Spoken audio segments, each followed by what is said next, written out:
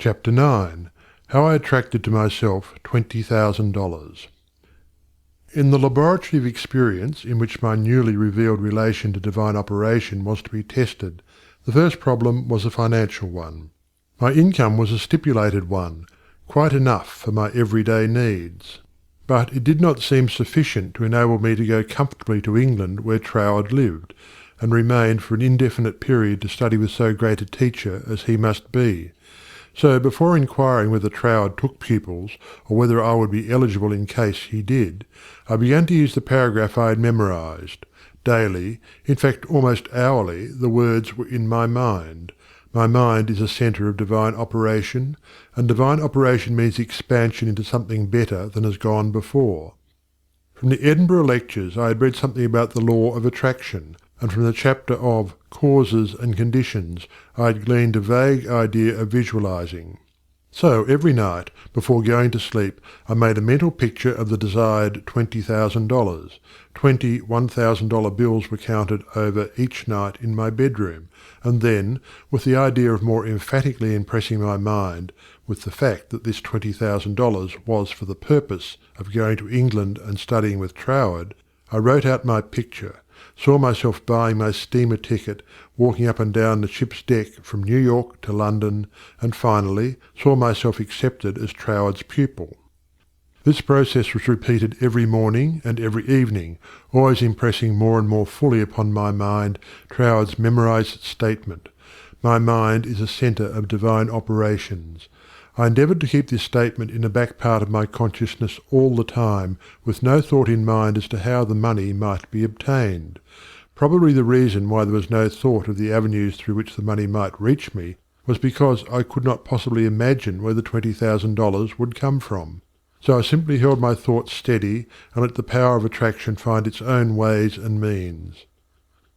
One day, while walking on the street, taking deep breathing exercises, the thought came, "My mind is surely a centre of divine operation.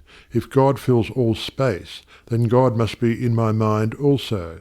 If I want this money to study with Troward, that I may know the truth of life, then both the money and the truth must be mine, though I am unable to feel or see the physical manifestation of either. Still, I declared, it must be mine." While these reflections were going on in my mind, there seemed to come up from within me the thought, "I am all the substance there is." Then from another channel in my brain the answer seemed to come. Of course, that's it. Everything must have its beginning in mind. The I, the idea, must be the only one and primary substance there is, and this means money as well as everything else. My mind accepted this idea, and immediately all the tension of mind and body was relaxed. There was a feeling of absolute certainty of being in touch with all the power life has to give. All thought of money, teacher, or even my own personality vanished in the great wave of joy which swept over my entire being.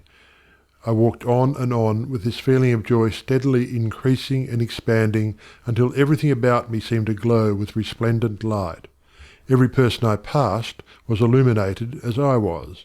All consciousness of personality had disappeared, and in its place there came that great and almost overwhelming sense of joy and contentment. That night, when I made my picture of the $20,000, it was with an entirely changed aspect. On previous occasions, when making my mental picture, I had felt that I was waking up something within myself. This time there was no sensation of effort.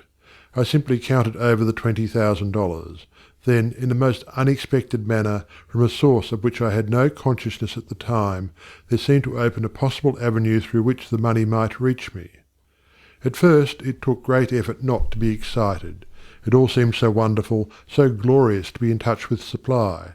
But had not Troward cautioned his readers to keep all excitement out of their minds in the first flush of realization of union with infinite supply, and to treat this fact as a perfectly natural result that had been reached through our demand? This was even more difficult for me than it was to hold the thought that all the substance there is I am, idea, am the beginning of all form, visible or invisible.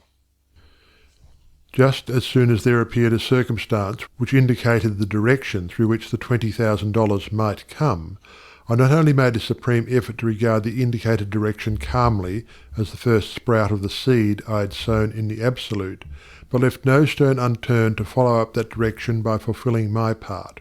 By so doing, one circumstance seemed naturally to lead to another, until, step by step, my desired $20,000 was secured. To keep my mind poised and free from excitement was my greatest effort. This first concrete fruition of my study of mental science as expounded by Troward's book had come by a careful following of the methods he had outlined.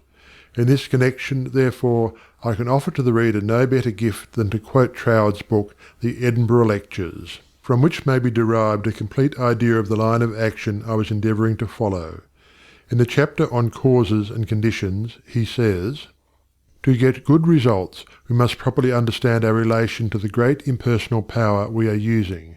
It is intelligent, and we are intelligent, and the two intelligences must cooperate.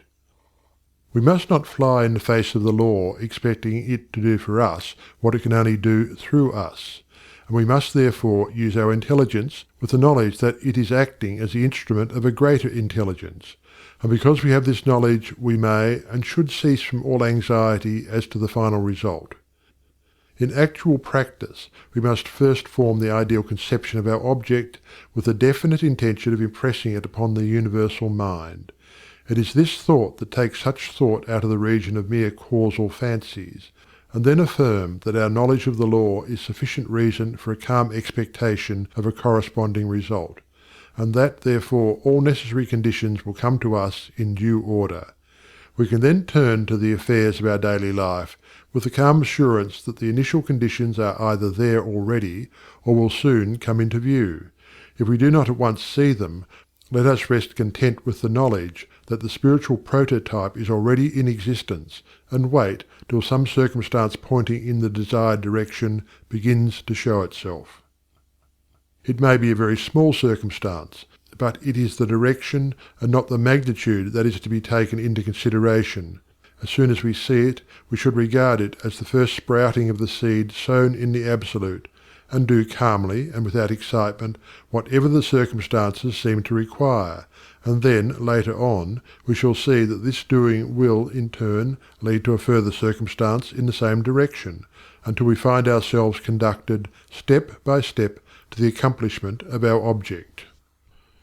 In this way, the understanding of the great principle of the law of supply will, by repeated experiences, deliver us more and more completely out of the region of anxious thought and toilsome labour, and bring us into a new world where the useful employment of all our powers, whether mental or physical, will only be an unfolding of our individuality upon the lines of its own nature, and therefore a perpetual source of health and happiness, a sufficient inducement, surely, to the careful study of the laws governing the relation between the individual and the universal mind. To my mind, then as now, this quotation outlines the core and centre of the method and manner of approach necessary for coming in touch with infinite supply. At least it, together with the previously quoted statement, "My mind is a centre of divine operation," etc., constituted the only apparent means of attracting to myself the $20,000. My constant endeavour to get into the spirit of these statements, and to attract to myself this needed sum, was about 6 weeks, at the end of which time I had in my bank the required $20,000. This could be made into a long story, giving all the details, but the facts, as already narrated, will give you a definite idea of the magnetic condition of my mind while the $20,000 was finding its way to me. End of chapter 9.